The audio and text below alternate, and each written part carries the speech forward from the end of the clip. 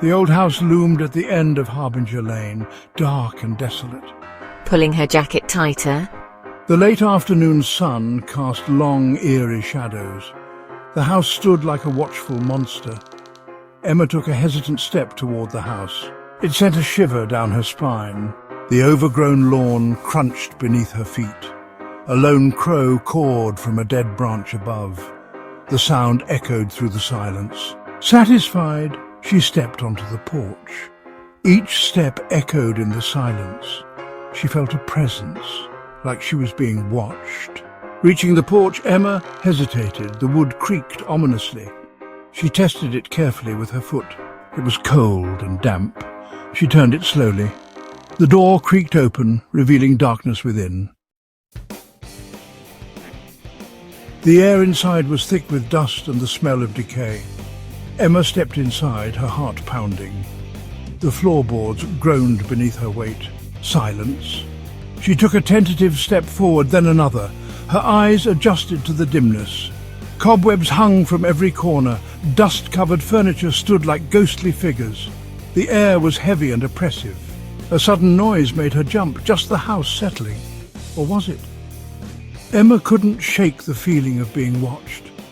She continued down the hallway, her footsteps echoing in the silence. As Emma walked, she noticed the shadows. They seemed to move with her, twisting, turning, reaching out like long skeletal fingers. She quickened her pace, her heart hammering in her chest.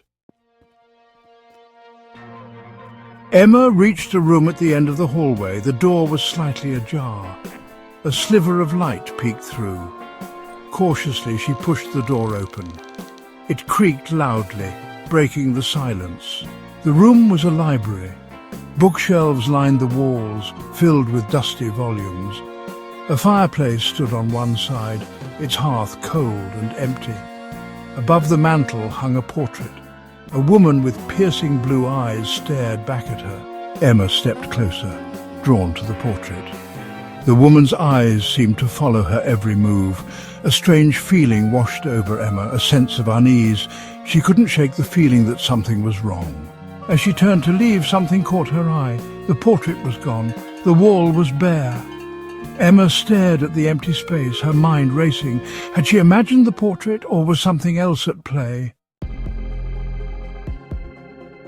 Panic surged through her. She had to get out, now. Emma turned and ran. Her footsteps echoed through the silent house. The shadows seemed to chase her, reaching out with long, grasping fingers.